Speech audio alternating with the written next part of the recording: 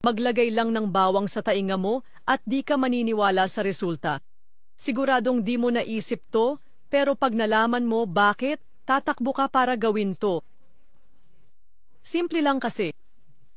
Bago ko sabihin bakit maglagay ng bawang sa tainga, ipapakita ko muna ibang gamit ng bawang na makakatulong din sa'yo.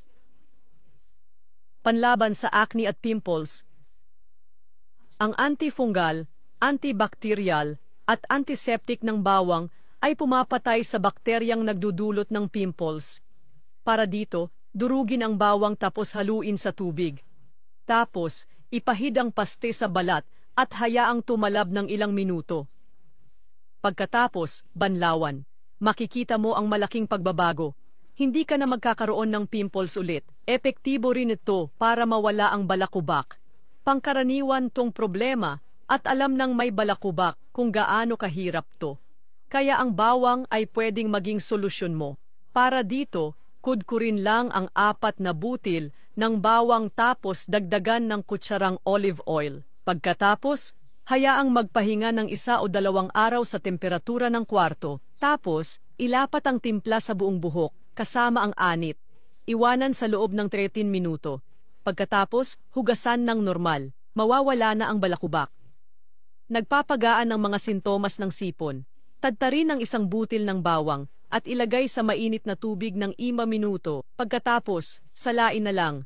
Ito'y malakas na natural na sirup na nakakabawas ng nakakairitang sipon.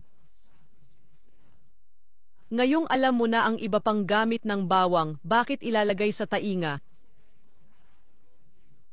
Ang gawin lang ay kumuha ng 2 butil ng bawang at tadtarin. Tapos ilagay sa kawali na may 1 kutsarang langis ng oliba. Lutuin sa malakas na apoy hanggang maging gintong kulay. Kapag ganito na, patayin ang apoy. Kunin ang likido at ilagay sa 1 lalagyan. Pag malamig na, isawsaw ang bulak sa likido at ilagay sa tainga ng 13 minuto. Ito'y nakakaalis ng sakit sa tainga dulot ng pamamaga o impeksyon. Kung may ganitong sintomas ka, sabihin mo sa ibaba kung alin.